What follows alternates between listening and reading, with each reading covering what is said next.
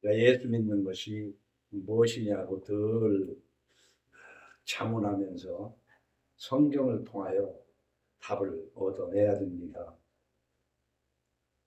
철학자들은 늘 삶에 대하여 질문을 합니다.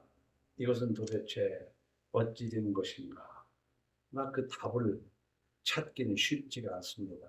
자기 삶 속에서 철학적인 답을 내렸지만 그것이 타인에게 똑같은 생각을 줄 수는 없습니다. 그러나 우리는 그 답을 다른 사람은 그렇게 인정하지 않을지라도 성경에서 찾아야 합니다. 철학은 질문을 하고 성서가 답하는 것을 따라 사는 것이 예수 믿는 것인 줄로 믿으시기 바랍니다. 그리고 우리 예수 믿으면서 자기 얼굴에 대해서도 내가 어려서부터 타고난 그 조상들의 모습이 내게 있기는 하지만은 내가 살아온 흔적으로 내 얼굴이 이렇게 되기도 하고 저렇게 되기도 한다는 것을 우리는 알게 모르게 인정을 합니다. 그래서 남은 시간이라도 내 얼굴을 보다 더 하나님이 인정할 만한, 지난주에 8장 1절에서 얼굴에 광채가 나게 하나니 그의 얼굴에 사나운 것이 변하느니라. 내 얼굴에 불의한 판단 때문에 나는 사나움은 없는지를 잘 살펴서 사나움을 제거하시는 여러분 되기를 예수 이름으로 축원합니다.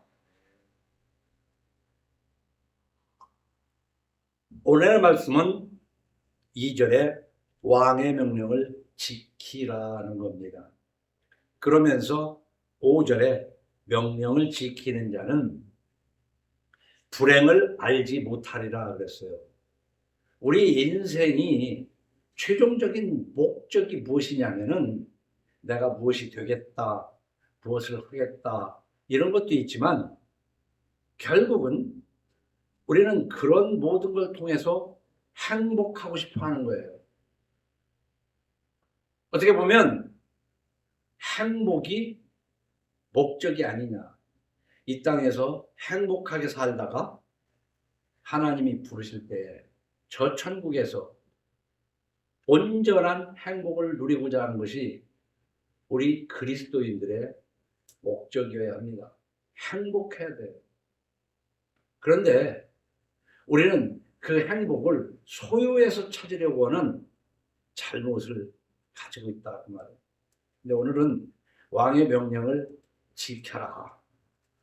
지키는 자는 불행을 알지 못한다. 이 얘기가 무슨 얘기입니까? 행복하게 살 수 있다. 우리 성경을 읽으면서 나름 자기의 철학과 상식과 지금까지 경험으로 판단해 보면 뭐 그러냐 할 수도 있어요. 그런데 신은 없다. 하나님이 어디 있냐 하다가 확실하게 꺾어져서 하나님은 존재한다라는 변화가 있어야 되는 것처럼 우리가 예수를 믿는다는 것이 무엇이냐 할 때 성서는 옳다. 내 생각이 옳지 못하다고 하는 것은 내가 구부러졌기 때문에 그렇다. 성서를 인정하자 하는 결단이 있어야 될 줄로 믿으시기 바랍니다. 그런데 많은 교회 다니는 사람들 중에 하나님의 존재에 대한 확신, 변화도 없고 또 성서만이 하나님의 말씀이고 성서는 진리라는 확고함에 사로잡힌 사람이 그리 많지 않은 것 같습니다. 우리는 살면서 평등한 사회를 꿈꿉니다. 평등하게 살아야 된다고 그러는데 이 평등이라는 것이 참 애매합니다. 평등하다고 생각을 하는 어떤 사람이 평등하다고 주장하는 것이 내가 생각하기에는 얼마나 불평등한 것인 줄 모릅니다. 평등이 도대체 무엇이냐? 우리 평등이라는 것은 18세기 말에 평등이라는 단어 자체가 나오기 시작했어요. 우리가 세계사를 보면요. 사실 세계사라는 것이 동양사보다는 서구 유럽의 역사인데, 서구 유럽의 역사는 곧 기독교사입니다. 교회사예요. 우리가 서구 유럽을 보면 왕정 체제였습니다. 봉건주의 사회였어요. 그 왕정을 폐지하고 처음으로 공화국, 우리가 공화국이라는 말 많이 들어봤잖아요. 저쪽 38 이북에서도 자기들을 인민공화국이라는 이름을 붙였어요. 공화국. 그 공화국의 의미조차도 모르고 공화국이라는 말을 쓰는 거예요.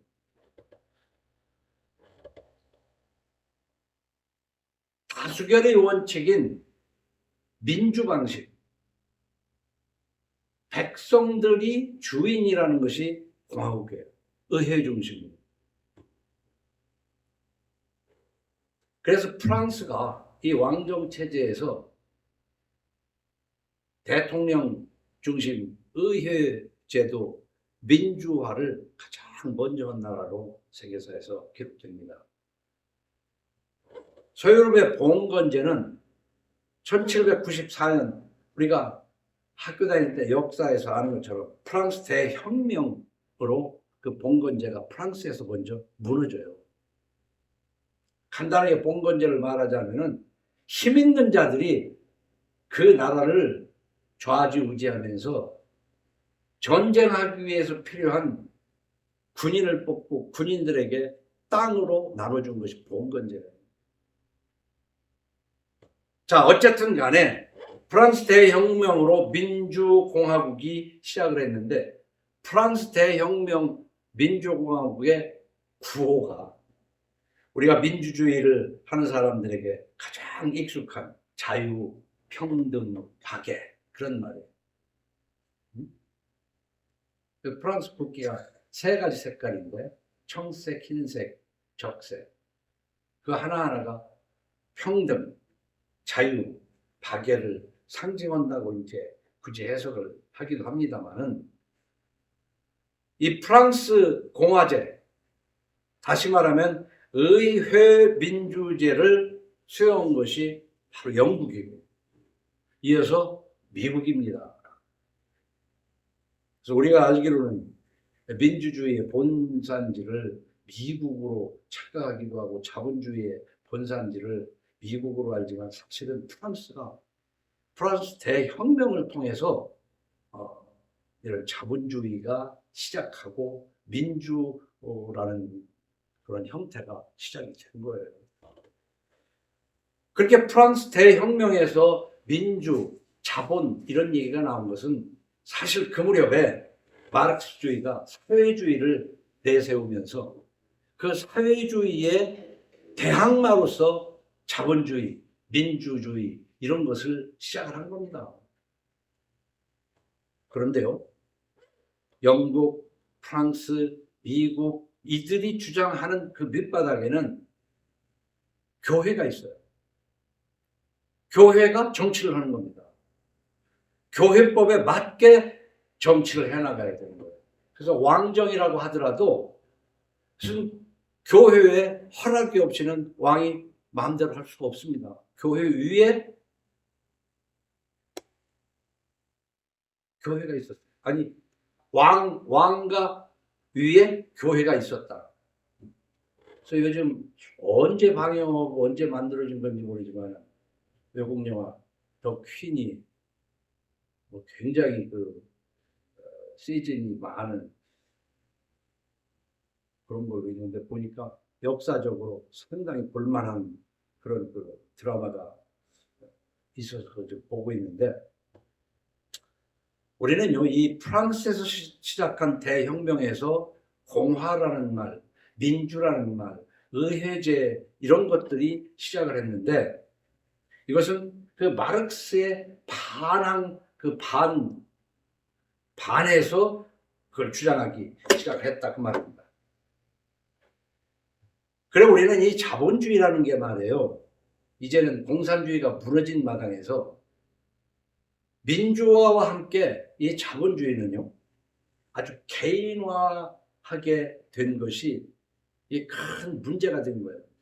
왕정 체제에서 개인화됐다. 특히 이 미국의 기독교를 받아들인 한국은요, 아직 사회주의가 발생하기 바로 직전에 이제 한국에, 조선에 들어온 이 기독교는 우리나라의 6, 70년대 산업화와 함께 이 묘하게 우리 기독교와 함께 우리나라 산업화가 컸다는 그런 평가를 할 수 있습니다. 우리 산업화라는 건 뭐냐면요, 이제 공장 짓기 시작하는, 여러분 권사님들이 생각하시는 어린 시절을 보면 농사 짓는 것이 우리나라 사람들의 직업이었어요. 뭐 그중에 목축을 하는 사람도 있지만, 농사 짓는 것이 8월 이상이 농사를 지었으니까 대가족 사회였습니다. 한 집안에서 할머니, 할아버지, 고모, 이모, 이모가 아니라 고모, 삼촌, 이렇게 대가족이었는데, 도시에서 산업화로 사람들이 필요하다 보니까 도시로 빠져나가기 시작을 했어요. 이 대가족에서. 근데 이 산업화라는 걸 오늘 어떻게 보냐면은, 어떤 집단이냐, 우리는 이 가족 공동체에서 산업화되면서 직장이라는 것을 갈 때는 어떤 형태의 그냥 이익 집단이거든요. 이익이 있는 대로 흘러가는 겁니다. 대가족은 이익 중심이 아니에요. 그 가족을 유지하기 위해서 가족원이 희생하는 겁니다. 가족을 유지하기 위해서. 그런데 이제 산업화되면서 공장으로 가다 보니까 이 공장보다는 저 공장보다는 이 공장이 더 주는 것으로 자기 이익 지향적으로 가기 시작합니다. 그러다 보니까 이 기독교에서 뭐를 주장하냐? 어머니가 권사라고 자식이 천국 가는 거 아니다. 구원은 개인이다. 개인 구원을 주장을 해요. 성경 속에 있는 내용이지만. 그리고 성경 속에서도 개인 소유를 인정한다. 그렇기 때문에 공산주의는, 빨갱이는 사탄이고, 거기는 무신론이니까 자본주의가 마치 하나님이 주신 그런 체제인 것으로 착각하는 듯하게 프랑스에서부터 시작한 민주, 자본, 민주라는 것은 정치체제고 자본은 경제체제입니다. 자본주의는 경제체제예요. 이것이 한국에서 잘 맞아떨어져 가지고 제가 분석하고 나름대로 생각하는 것은, 이 개인주의가 산업화와 함께 대가족이 무너져서 핵가족이 되면서 교회에 나가는 사람들이 개인 구원에 대한 생각과 사유재산을 인정하는, 이것이 맞아떨어져서 공산주의는 사탄이고 자본주의가 천사가 주는, 하나님이 주시는 그런 체제인 것처럼 자본주의를 너무 미화했어요. 성경은 좌로나 우로나 치우치지 말라는 것이 핵심입니다. 어떤 것이든지 가만히 보면은 어느 한쪽으로 치우치면 악이에요. 우리는 하나님이 주신 욕심으로 생육하고 번성해가는 거예요. 하나님이 주신 식욕과 성욕으로 이 세상에 인간들이 넘쳐나는 거예요. 그런데 그 의욕을 이쪽으로든 저쪽으로든 지나치면, 우리말로는 과유불급이라는 것이 있지만, 그것 때문에 죄를 짓습니다. 우리는 자본주의가 공산주의에 비해서 보다 좀 나을지는 몰라도 자본주의가 지나쳐서 오는 폐해는 공산주의의 폐해 이상으로 극심한 것을 우리는 인정해야 된다, 그 말이에요. 우리 종교개혁은 사실 개신교를 낳았지만, 개신교는 제가 평가하기에는 극히 미완성입니다. 종교개혁이 완성된 게 아니에요. 그 미완성된 개신교가 500년을 오면서 아주 왜곡되고 부패해버렸어요. 사실이 아닌 것을 사실인 것처럼. 그래서 우리는 기독교를 성서에서 배우기보다 목사에게 배웠기 때문에, 같은 기독교인도 어떤 목사한테 배웠냐에 따라서 엄청 차이가 나요. 그러나 대부분 교회가 아닌 예배당을 교회로 착각하고 살아왔다. 그리고 예수 믿는 것이 진정 무엇이냐? 그것을 깨닫기보다는 목사님에게 충성하고 목사한테 인정받으면 좋은 사람. 근데 그건 잘못됐다. 그러면 하나님에게 인정받는데 하나님이 인정하는지 안 인정하지 않는지 어떻게 알겠어요? 성서를 읽어서 스스로 판단해서 얼굴을 만들어 가야 될 줄로 믿으시기 바랍니다. 그래서 우리는 평등에 대한 오해를 가지고 있어요. 무엇이 평등인지 여러분들은 얘기할 수 있어요? 그럼 절대적으로 평등이라면 이 북한에서는요, 똑같이 일을 하고 식량도 똑같이 150g이면 150g씩 나눠준다는 거예요. 그럼 밥을 우리 똑같이 먹어야 평등합니까? 아니잖아요. 어? 밥량이 많은 사람도 있고 적은 사람도 있고 일을 많이 한 사람도 있고 적게 한 사람도 있고 일을 많이 한 사람은 불만이잖아요. 평등이라고 생각 안 하거든. 여러분들은 평등이 무엇이라고 생각하느냐 말이야. 그러나 내가 생각하는 평등이 아니라 성경에서는 사회, 가정, 교회의 역할에 따른 상대적 평등을 가르치고 있어요. 상대적 평등을 가르치지 절대적 평등을 말하고 있지 않다. 그렇기 때문에 오늘 2절 말씀에 왕의 명령을 지켜라. 그 왕의 명령을 지키라는 말은 요즘은 왕이 없으니까 어떻게 해야 돼요? 국법이라고 해야 돼요. 나라법이 그렇게 돼 있으면 법을 지켜야 돼요. 근데 하나님은 얼마나 공평하신 하나님인가 하면 출애굽기 23장 2절을 보면 다수를 따라 악을 행하지 말며 송사의 다수를 따라 부당한 증언을 하지 말며 가난한 자의 송사라고 해서 편벽되이 두드러지 말지니라. 어떤 기준이 있어가지고 그 기준에서 다수가 어긋나면 그거 따라가지 말아라. 가난한 사람을 도와주고 가난한 사람을 좀 이렇게 격려해야 되겠지만 가난한 사람이 하나님의 법에 어긋나면 그건 편벽되이 편들어서는 안 된다. 하나님은 정말 평등하신 분이에요. 우리는 하나님의 평등을 배워야 될 줄로 믿으시기 바랍니다. 하나님의 평등을 배워야 돼요. 내 생각의 평등은 전부 다 아전인수격이야. 어? 적절한지는 모르겠지만 고속도로에서 내가 과속하면 운전기술인데 남이 과속하면 위험한 짓 하는 거 아니에요. 내가 좀 비싼 거 먹고 쓰면 품위 유지고 남이 비싼 거 먹고 쓰면 그 사치하는 것이고 사람은 그거 다 자기 기준에 의해서 남을 평가하게 돼 있다. 하나님 말씀으로 평가해야 돼. 하나님 말씀으로. 그래서 우리는 절대적인 평등 사회가 아니고 성경에 보면은 왕의 명령을 지키라는 거예요. 그럼 우리는 또 여기에서 의문을 합니다. 국법이 하나님의 뜻에 어긋날 때는 어떡하냐. 그 다음에 이게 뭐냐면 왕은 하나님 앞에 맹세했다. 이 말로 하나님 뜻에 합당할 때라고 해도 과언이 어쨌든 왕의 명령을 지키라는데 다수를 따라서 우리는 국법 중에서도 다수에 의해서 만들어진 국법이라도 하나님 뜻과 합당하지 않으면 그걸 따르라는 거 아니에요. 응? 그러나 로마서 13장 1절에 보면 각 사람은 위에 있는 권세들에게 복종하라. 이 정상적인 것을 얘기하는 거예요. 이 시대처럼 비틀어지고 잘못된 사회 속에서 해석하기가 엄청 어렵습니다.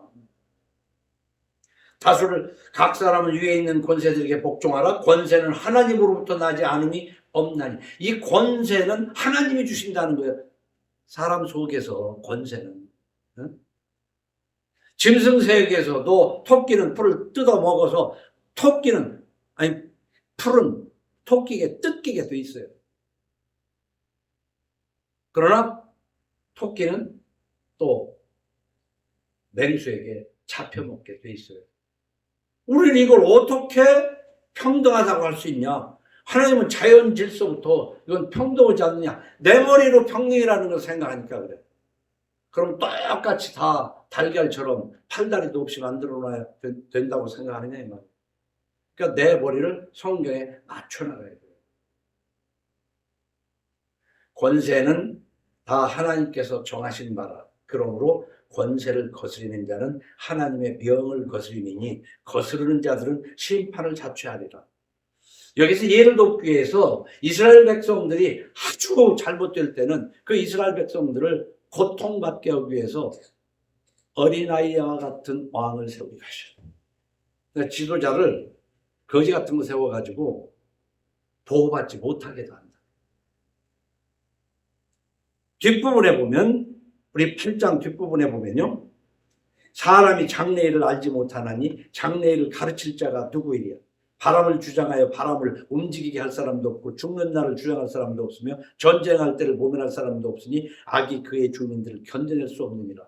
하나님의 섭리를 우리 인간이 다 알 수 없다는 말로 오늘 말씀을 정리합니다. 우리 이해 안 될 때가 많아요. 하나님의 말씀은 모순일 때가 너무 많아요. 그래서 성서는 모순의 진리라 저는 그렇게 주장해요. 모순인데 진리야. 권세들에게 복종하는데 왜냐? 하나님을 거스리는 거기 때문에 그렇다 이 말이에요.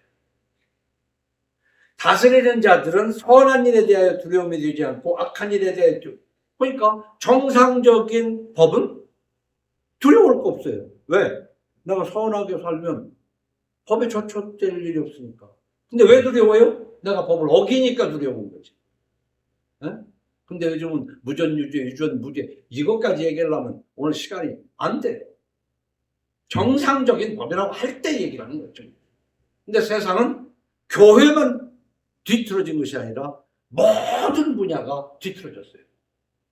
사람을 치료하라는 의사가 돈 벌기 위해서 치료하고, 죄인을 잡아 가두라는 경찰과 검찰이 엉뚱한 사람을 잡아 고생시키고, 그 죄를 바르게 뇌물을 받지 말고 판단하라는 판사가 부자가 되는 세상이란 거예요. 이 세상을 하나님 말씀대로 순종하라는 말로 해석을 하면 해석이 안 되지. 응?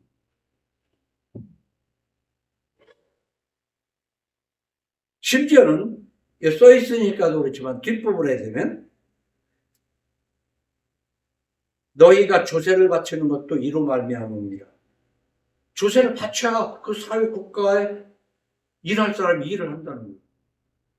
그들이 하나님의 일꾼이 되어 바로 이 일에 항상 힘쓰느니라. 모든 자에게 줄 것을 주되 조세를 받을 자에게 조세를 바치고 관세를 받을 자에게 관세를 바치고 두려울 자를 두려워하며 존경할 자를 존경하라.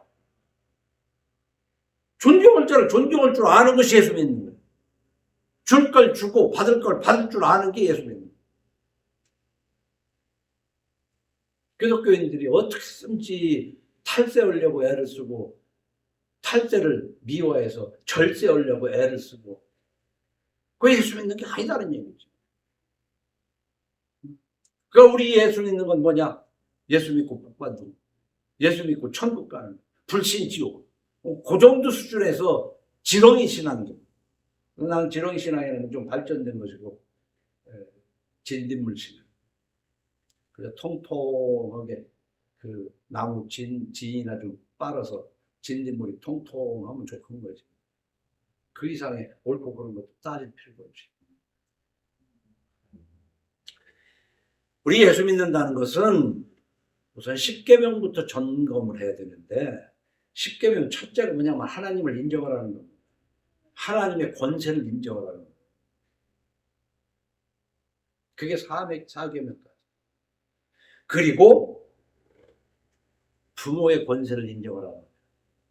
하나님 대리인으로서의 부모를 인정해야 됩니다. 그게 십계명의 진정한 뜻이에요. 그러면서 우리는 뭐냐? 가정만 있는 게 아니고 사회가 있기 때문에 사회법에, 그러니까 하나님의 권세 아래 순종할 줄 알아야 되는 사람은 국가법에도 순종하고 부모에게도 순종해야 된다는 것이 예수 믿는 것의 기본 질서예요. 근데 교회 가서 집사, 권사, 장로 되고 목사 되고 그 교회에서 충성봉사하면 그게 최고의 신앙이고 천국 가는 길입니까? 그러니까 전부 지옥을 양산하고 있는 거예요, 지금. 자, 십계명에서 인간 질서의 기본, 하나님 다음의 역할로서 부모적인 존재를 깨닫지 못하면 예수 믿는 게 아니다. 출애굽기 20장 12절에 내 부모를 공경하라 그리하면 네 하나님 여호와가 내게 준 땅에서 네 생명이 길리라. 오래 살게 해줄, 사람 오래 사는 것을 다 좋아하거든, 장수를. 그런데 신명기에서는 더 붙였어요. 내 생명이 길고 복을 누리리. 여러 번 소개했지만은 마태복음 15장 4절에서는 하나님이 이르셨을 때 네 부모를 공경하라 하시고 또 아버지나 어머니를 비방하는 자는 반드시 죽임을 당하리. 엄청난 벌을 뒤로 따르게 했어요. 너희는 이르되 누구든지 아버지에게나 어머니에게 말하기를 내가 들여 유익하게 할 것이 하나님께 드림이 되었다고 하기만 하면 그 부모를 공경할 것이 없다 하여 너희의 전통으로 하나님의 말씀을 폐하는도다. 의식하는 자들아 이스라엘아 너희에게 관하여 잘 예언하였도다. 일렀으되 이 백성이 입술로는 나를 공경하되 마음은 내게서 멀. 우리가 바로 말로만이라는 거 있잖아요. 말로는 하나님을 공경해. 할렐루야는 어지간히 잘 찾아. 성부, 성자, 성령은 많이 찾아. 할렐루야는 엄청 잘해. 그런데 삶은 하나님을 멸시하는 행동으로 십계명도 무시하고 살아.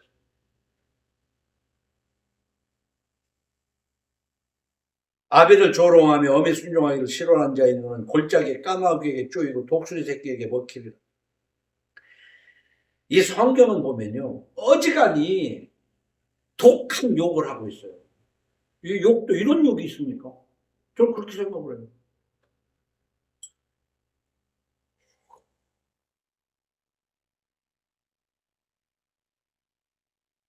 그 다음에 우리는 평등에 대해서 오해하는 것이 바로 뭐냐면 사람 관계에서 국부, 왕에게 순종해야 되지만 부모에게 순종해야 돼요. 이 부모는 하나님의 대리인이라는 걸 알아야 돼요.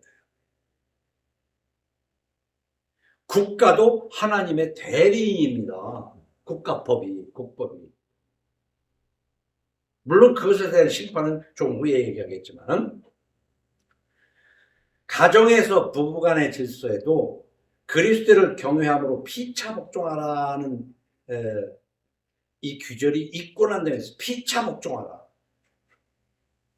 근데 아내들이요 자기 남편에게 복종하기를 죽게 하듯 하라. 하나님 대하듯 남편에게 대하라는 것이 예수 믿는 거예요.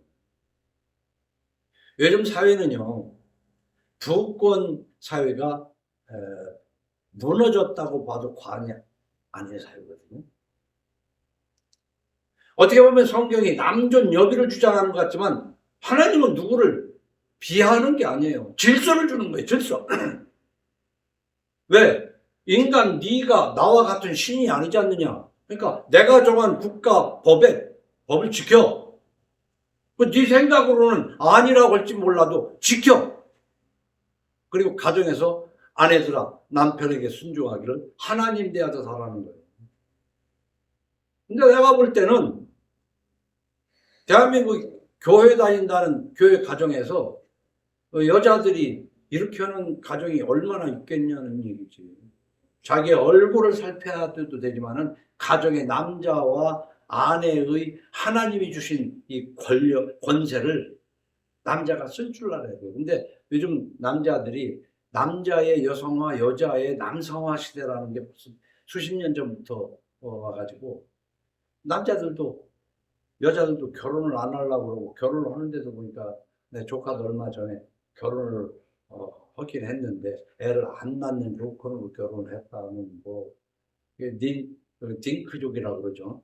맞벌이 하니까 더블 인컴, 노 키즈. 참 웃기는 아주 왜곡되고 괴물 사회입니다. 이걸 우선 그걸 알아야 돼. 이거를요 노목사는 맨 비난만 한다고 생각하면 안 돼. 옳은 걸 지금 가르쳐 주는 거예요. 요즘 이미 세상은 망했어요. 이게 잘 먹고 잘 사는 것 같아도요 전부 다 왜곡되고 썩어 문드러진 사회예요.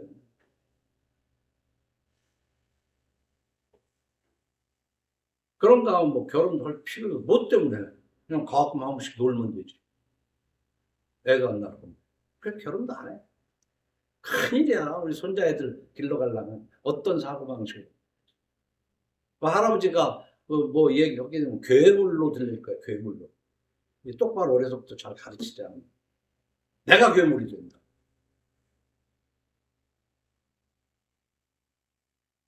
이를 남편이 아내의 머리됨이 그리스도께서 교회의 머리됨과 같으니 그가 바로 몸의 구주시니라. 그럼 교회 질서대로 한국 교회가 이거 가지고 하자고 하면 이 시간 가지고 안 됩니다. 안 되는데 성경이 얘기하는 것은 우리 신학교에서는요. 그 성서 시대의 문화와 그 성서 시대에 무엇을 고려한 것이지 하나님의 뜻이 아니다. 뭐 이렇게 주장도 하고 별별 얘기가 있어요. 고린도서 14장 32절에 이제 예언에 대해서 얘기하는데 예언하는 자들의 영은 예언하는 자들에게 제재를 받나니 하나님은 무질서의 하나님이 아니시오 오직 화평의 하나님이시며 하나님은 질서의 하나님이죠. 모든 성도가 교회에서 함과 같이 여자는 교회에서 잠잠하라. 그들에게는 말하는 것을 허락함이 없나니 율법에 이른 것 같이 오직 복종할 것이요 만일 무엇을 배우려거든 집에서 자기 남편에게 물을지니 여자가 교회에서 말하는 것은 부끄러운 것이라. 자, 우리나라 사람들의 칠할이 여자예요. 남자는 하나님을 안 믿는 사람이 많아요. 근데 여자는 교회에서 잠잠하고 남편에게 가서 배우라고 하면 하나님 없다는 것밖에 더 배우겠니? 응? 그러니까 남자의 역할이 큽니다. 구원받는 데는. 큰 거예요. 이걸 그 시대에 바울이 있는 시대의 문화적 해석으로 하고 이래가지고 한국교회는 목사, 장로 다 세우는데 여기 잠잠하라고 그랬거든요. 말하는 것을 허락하지 아니하노라고. 근데 목사, 장로는 왜냐하면 설교권이 있거든요. 말을 해야 되잖아요. 하지 말라는 거야 이 성경에는. 남편에 가서 배우라는 거예요. 그럼 이걸 어떻게 해야 될 거냐 고민이 많은 대목이에요. 이거 해석하기가. 그러니까 이것은 그렇다는 것만 원문만 읽고 그러나 한국교회는 이미 여자 목사가 많은데 여자 목사들이 또 안수기들을 많이 해요. 무당 목사가 여자 목사가 남자 목사가 훨씬 많습니다. 기도원가도 그렇고. 어? 목사만 아니라 여자 권사님들도 유명한 기도하는 목사들 우리나라 많았어요. 지금도 보이지 않게 한쪽에서 기도한다고요. 기도받으러 봉투 들고 가고 그래요. 이 교회 우습게도 교회가 아니라니까.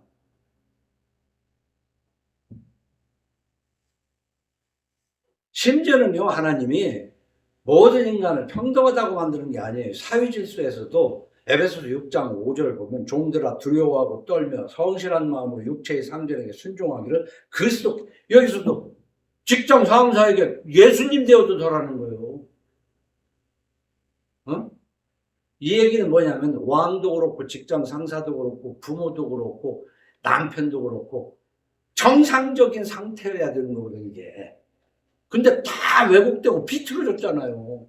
그런 남편에게 어떻게 순종하고 그런 직장 상사에게 어떻게 순종하겠냐지만 여기서 신앙적인 것을 떠나가지고는 순종해야 되지. 왜냐하면 성서에서 말하지 않는 이래도 되고 저래도 되는 거 있지 않습니까?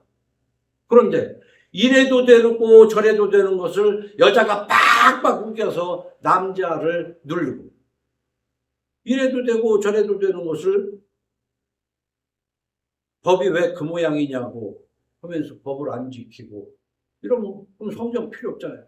그럼 그것도 뜯어내야 되잖아요. 그것도 뜯어내고 우리 마음에 안 드는 것도 뜯어내고 저것도 뜯어내고 이게 다 뜯어내다가 보면 이 사람이 뜯어내고 저 사람이 뜯어내고 성경 다 뜯어내고 가죽만 남는데 가죽도 버려야 돼. 저도 성경 20년 30년 되니까 가죽도 헐어가지고 부실부실 그 가죽도 띄워. 그럼 아무것도 없는 거야. 기독교는 없는 거야. 없는 거. 어?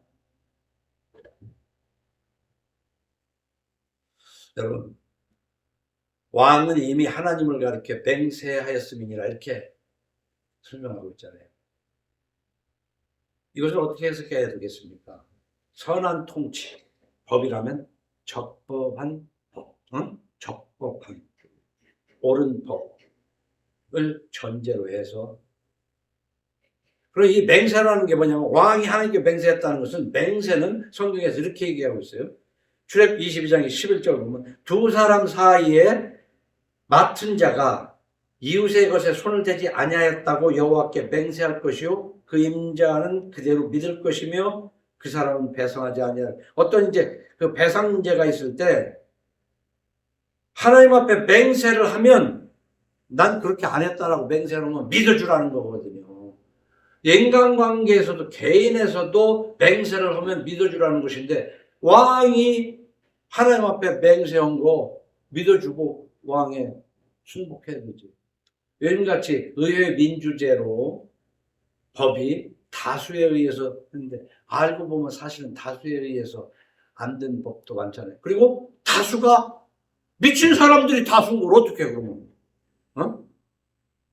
왜곡된 사람이 다수인데 어떡하냐고. 그럼 우리가 개인적으로 따질 것이냐. 어? 그렇기 때문에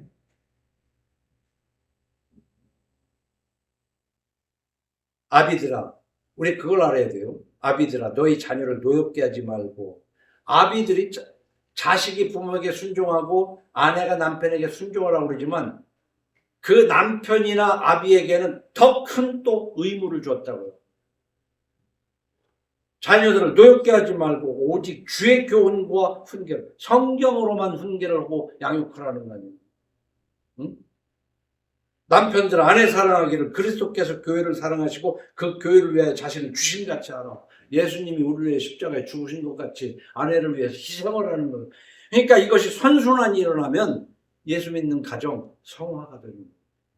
근데 이 선순환이 안 일어나는 가정에 어떻게 성화가 되겠냐고요. 가정 성화가 되겠냐고. 안 됩니다. 심지어는 상전들아, 너희도 그들에게 이와 같이 하고 위협을 그치라.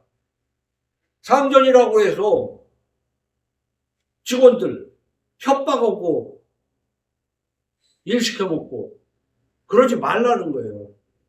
다시 말하면요, 하나님은 왕에게 권리를 주고 부모에게 권리를 주고 상전에게 권리를 주고 남편에게 권리를 주고 아비에게 권리를 줬는데 그 권리에 합당한 의무도 하나님 주셨다. 그래서 그 권세를 가진 자들에게 순복하라는 것이 하나님이 이 사회를 만들어가는, 가정을 이끌어가는 질서예요. 그리고 안 듣는 백성이나 자식을 하나님이 어떻게 해요? 골짜기 까마귀가 그 눈을 파먹게 하겠다. 그러나 아비들아, 자녀를 노엽게 하지 말고 주의 말씀으로 교훈하라는 양쪽에게 똑같은 평등한 의무를 주는 거예요. 무기의 의무를. 그래서 그것을 서로 못 지키는, 깨져가는 대가족의 가족 공동체에서 벌어먹기 위해서 공장으로 가서 이익사회가 돼가지고 이익을 위주로 살다 보니까 가정에서도 이익주의로 해서 결혼 자체가 그렇고 살면서도 애를 안 낳기로 할 뿐만 아니라 통장은 따로 관여자, 혼전계약서 대비 이 두 가지가 들어간다는 거예요, 지금. 네? 애 안 낳고 통장은 따로 해. 너 버는 거 네가 쓰고 나 버는 거 내가 쓰고. 그리고 이제 공동으로 집세 내고 아마 그러는 모양이지. 그럼 뭐로 결혼해?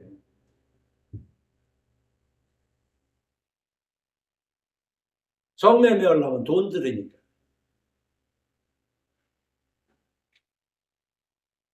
이거 우습게 생각하는 거, 여러분 가정 속에 이런 게 있지 않나를 보란 말이에요.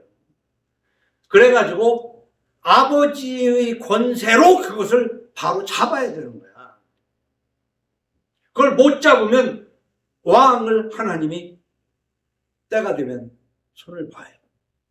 그 상전을 손을 보고 부모를 손 보는 거야. 이게 평등하잖아요. 그런데 우리 눈에는 그게 안 보이니까 솔로몬이 그렇게 얘기하는 거야. 도무지 그게 안 보인다. 악인이 의인의 대우를 받고 의인이 악인의 대우를 받느니 그거 신경 쓰지 말라는 거 아니야. 그래도 때가 되면 하나님이 다 하신다고. 그래서 어떤 목사님은 그런 설교도 하더라고요. 하나님의 맷돌은 그러니까 잘못한 사람을 가한다는 얘기거든. 표현이죠.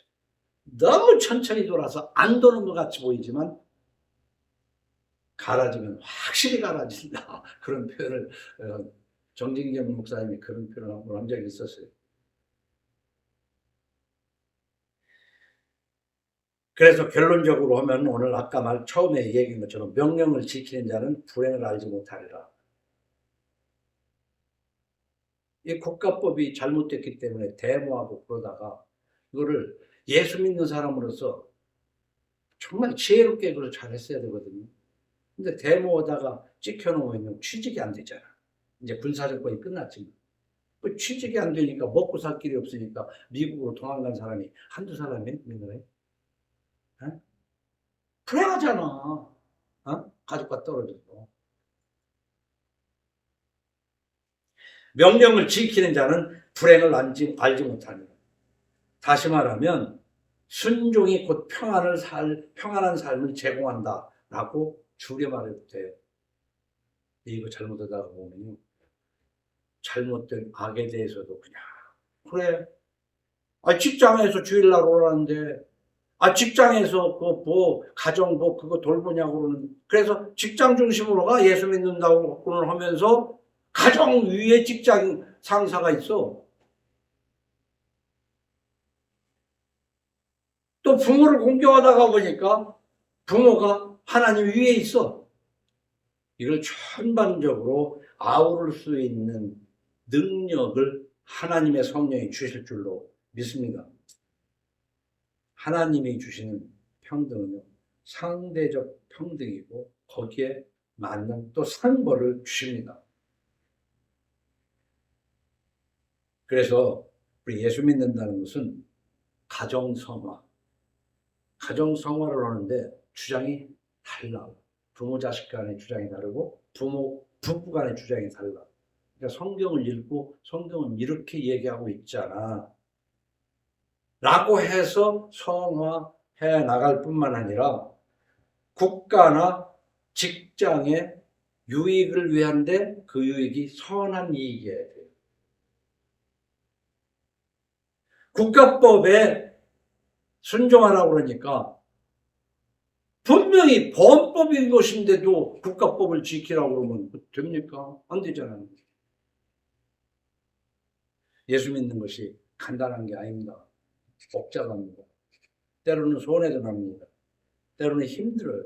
그러나 하나님이 열면 닫을 자가 없고 닫으면 열 자가 없는 것처럼 하나님이 함께 하시면 평안한 삶을 누리는 길이 곧 하나님 말씀대로 이런 권세자들에게 순종하는 것인 줄로 믿으시기를 예수의 이름으로 축원합니다.